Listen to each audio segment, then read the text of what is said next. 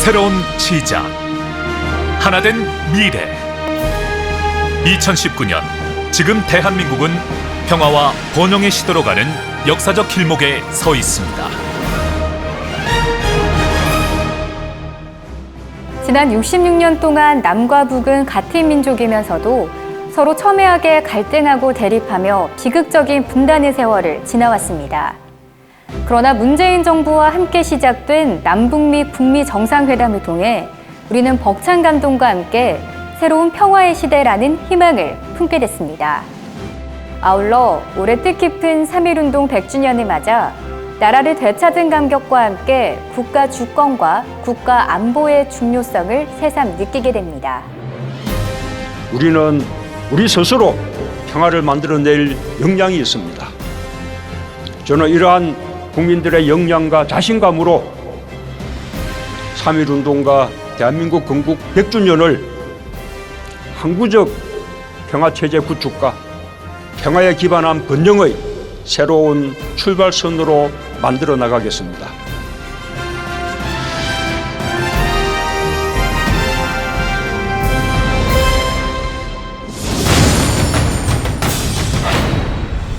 조선 말기, 한반도는 우리의 의지와 상관없이 주변 열강국에 의해 국가의 운명이 결정되는 비극을 겪어야 했습니다.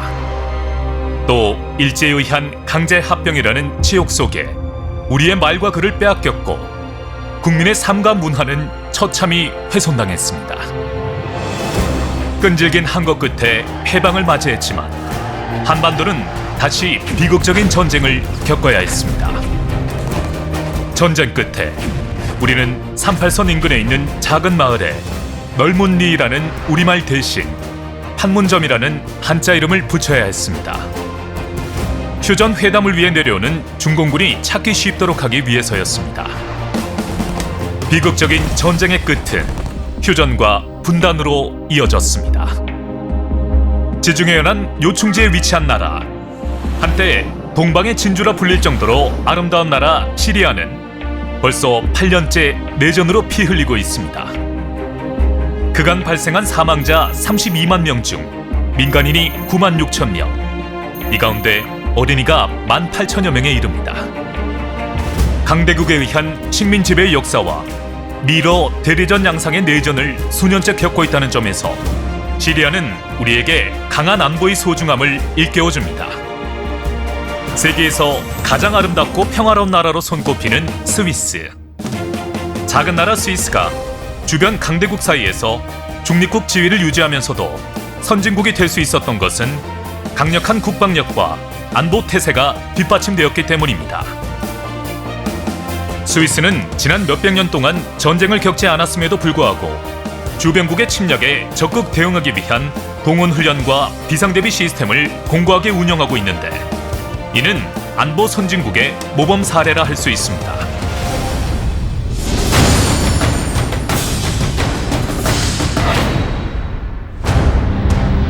(2019년) 한반도를 둘러싼 동북아시아의 정세는 자국의 이익을 최우선으로 하는 주변국들로 인해 군사, 경제, 외교적 갈등이 심화되고 신냉전 구도로 인해 한치 앞도 예측할 수 없는 양상으로 치닫고 있습니다.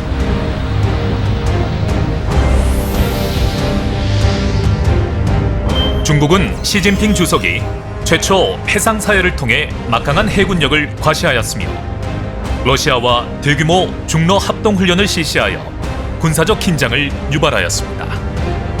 핵무기의 다탄도화와 크루즈 미사일 및 지대공 미사일을 추가 전력화하고 있으며, 북부 전구 사령부에 신속 대응군을 운영하여 유사시 언제든 한반도에 투입 가능한 능력을 갖추고 있습니다.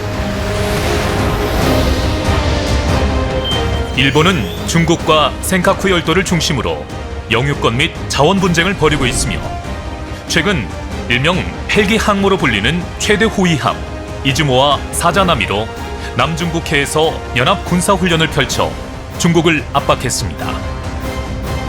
또한 독도에 대한 영토 주장과 일제 강제징용 배상 및 위안부 문제 등으로 우리와도 지속적인 갈등을 일으키고 있습니다.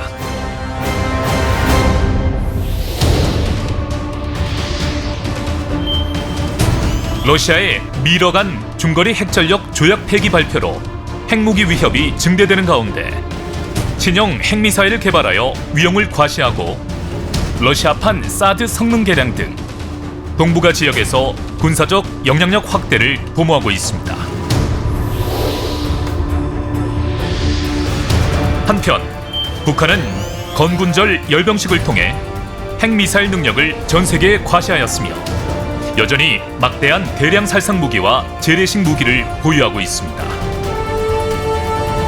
북미, 남북 정상회담 등을 통해 비핵화 의지를 보였으나 협상이 진행되는 중에도 핵물질 추가 생산 및 동창리 미사일 기지 복구 정보가 언론을 통해 보도되는 등 한반도의 정세는 여전히 불안정합니다.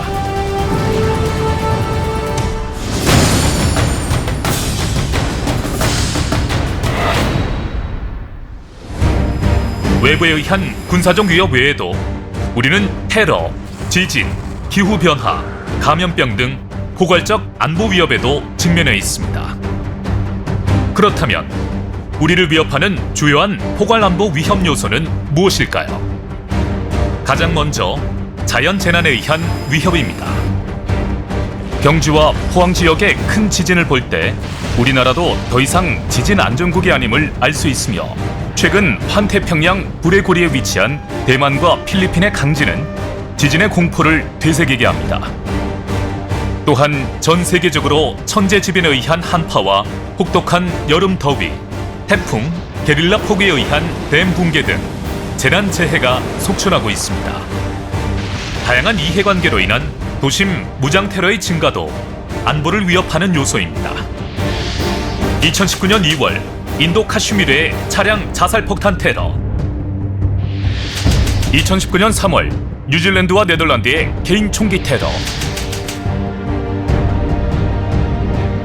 2019년 4월 스리랑카 성당과 호텔에 대한 폭탄 테러 등에 의해 수많은 민간인이 희생되고 있습니다.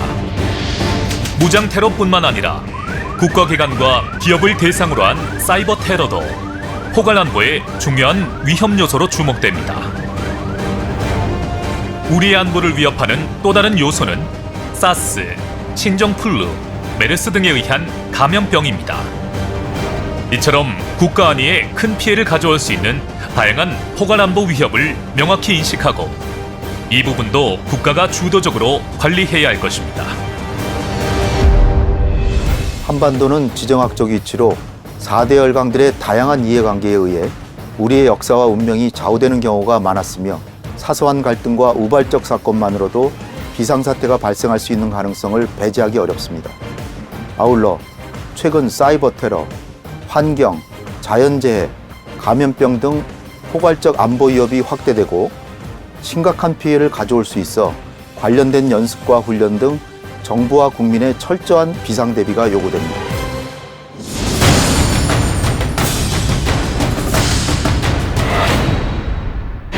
(1968년 1월 21일) 청와대 기습 사건을 계기로 시작된 을지연습은 올해로 51회를 맞게 됐습니다. 을지연습은 국가 비상사태에 능동적으로 대처하기 위해 전 정부기관과 지자체, 공공기관 및 동원업체까지 모두가 참여하는 것으로 국가 비상대비 태세를 확립하는 데 크게 기여해왔습니다. 그러나 최근 남북관계 전환기에 평화체제 구축에 부응하고 테러 대규모 재난 등 포괄적 안보에 대한 중요성이 반영된 연습이 필요하게 됐습니다. 올해 정부 연습은 작년 한미연합 UFG 연습 유예 결정에 따라 5월 말에 한국군 단독 군사 연습인 태극 연습과 연계하여 새로운 형태의 을지 태극 연습으로 명칭을 변경해 시행합니다. 기존 전시 대비 연습에 테러, 재난 등 포괄적 안보 개념을 적용한 국가 위기 대응 연습을 추가하여 1, 2부로 나누어 시행합니다. 1부 연습에는 범국가적 대형 복합 재난 발생 시 대응 절차 숙달을 위한 국가 위기 대응 연습을, 2부에는 전시를 가정하여 국가 총력전 수행 능력을 검증하는 전시 대비 연습을 시행합니다. 1부 국가위기 대응 연습은 대규모 지진으로 인하여 정보통신 마비, 고속철도 이탈, 방사능 누출, 댐 붕괴, 유해 화학물질 유출 사고가 연쇄적으로 발생해 전국적인 안보 위기로 확산되는 상황을 가정하여 중앙 및 지역 재난안전대책본부와 사고수습본부 등을 구성해 국가 차원의 상황 조치 연습을 실시합니다. 2부 전시 대비 연습은 정부 충무 계획을 점검하고 비상사태 시 대응 능력을 숙달시키는 것을 목표로 합니다. 국지 도발을 비롯해 다양한 위기 상황에 대비하기 위하여 공무원 비상 소집, 전시 직제 편성, 정부기관 소산 이동, 전시 창설기구 훈련과 적 침투에 대비한 국가 중요시설 방호 및 테러 대비 훈련 등을 실시하고 민방위 대피소 찾기, 심폐소생술 등 국민생활 밀착형 체험 훈련도 발굴하여 시행합니다. 한반도 대전환의 시대를 맞아 우리 모두가 평화로운 한반도의 미래를 염원하고 있습니다. 이와 더불어 평화로울 때 위기에 보다 잘 대응해야 한다는 것도 명심해야겠습니다. 중국 춘추시대 제나라의 유명한 병법서 사마법에는 유비무환의 태세를 역설한 말이 있습니다. 천하수환 망전필위, 즉 나라가 비록 평화로울지라도 전쟁을 잊으면 필히 위기가 닥친다는 옛 성현들의 지혜에서도 배울 수 있듯이 위기에 미리 대비하는 마음으로 한 발 앞서 현실에 적합한 대처 방안을 마련해 둬야겠습니다. 일지퇴근 연습은 국가 안보 태세를 강화하며 국가 비상 상황에서 국민의 생명과 재산을 보호하는 중요한 기회이자 수단입니다. 이번 연습이 성공적으로 실시되기 위해서는 기관장들의 솔선수범과 국민 여러분의 적극적인 지지와 참여가 필요합니다. 우리의 목표는 분명합니다. 한반도의 평화와 번영입니다. 그리고 그것을 뒷받침하는 튼튼한 안보입니다. 평화 번영의 한반도 튼튼한 안보가 뒷받침합니다.